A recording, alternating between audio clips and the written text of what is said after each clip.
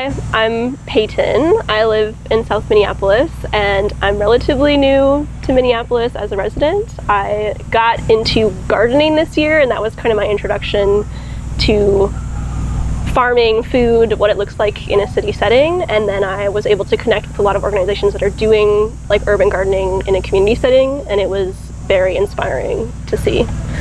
Cool. Hi, my name is Gladys Daniela, and I'm a new gardener too. I just started gardening or learning about urban gardening this year.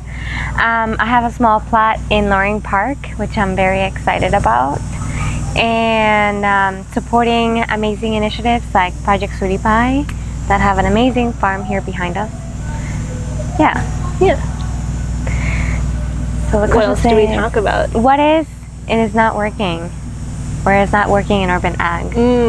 I guess like my experience with urban ag, like the community aspect is like working so well, at least where we are. Like people just like, I don't know, feel fulfilled to like be doing things that like holistically help their community together. And also it's just like fun to play in the dirt. Like I think it just like works really well, and it's fun to bring in youth, and it's fun to bring in like older people and just like have like a cross-generational, like everyone, there's a place for everyone in it.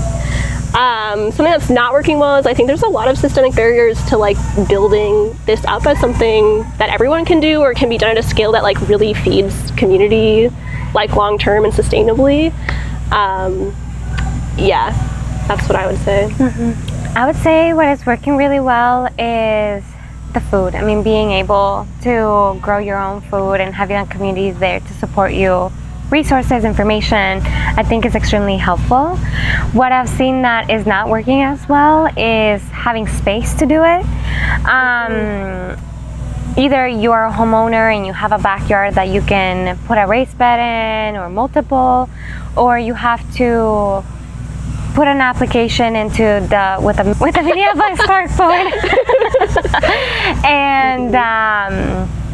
And it's a lottery system, so not everyone has access to get a community plot. And it's a barrier for funding, space, and then also information, I would say, in a way, because I want to do it organically, but then there's also all of these pests, like what's the right thing to do. So I would say that isn't working as well. Yeah, I think especially in the urban setting, like there's just so many competing interests on available land, and that's like, I feel like one of the biggest barriers here in Minneapolis, for sure. For sure. What do you want to see in the future for urban ag? I want to see urban ag to be like sustainable within its like footpad, you know? Like I want to like local like urban centers to be like fully supported by like locally grown food. I want people to like know what food like naturally grows in the place that they live, and know how to cook it, and know how to prepare it, and know how to preserve it in a way that like we're not wasting food, and we also feel connected to like where our food is coming from. Like I don't think if my mom hadn't had a garden when I was growing up, I wouldn't even know what food looks like not in a grocery store. And I think that's really important to like appreciate like the nutrients going into your body, and also like everything that goes into it. Like I think so much food waste is just this like disconnect of like what goes into like making food. It's like very laborious and a lot of work, and it's like very joyful if you're like all aspects of like growing and eating is so much more joyful when you really know what goes behind it. I love that story.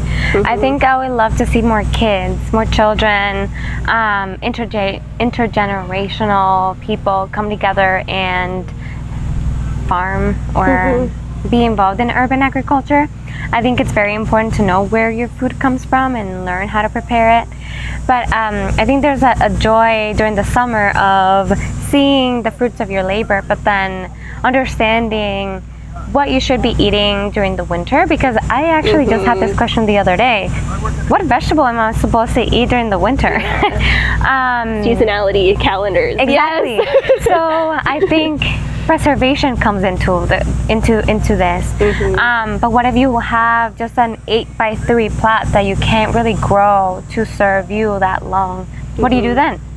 So I think I would like to see more like bigger spaces or more land, like public land being used in that regard, either like at the beginning or during the summer, but then during the fall and winter, that would be really nice. Yeah, that's what we got. Thank you so much. Yeah, thank you.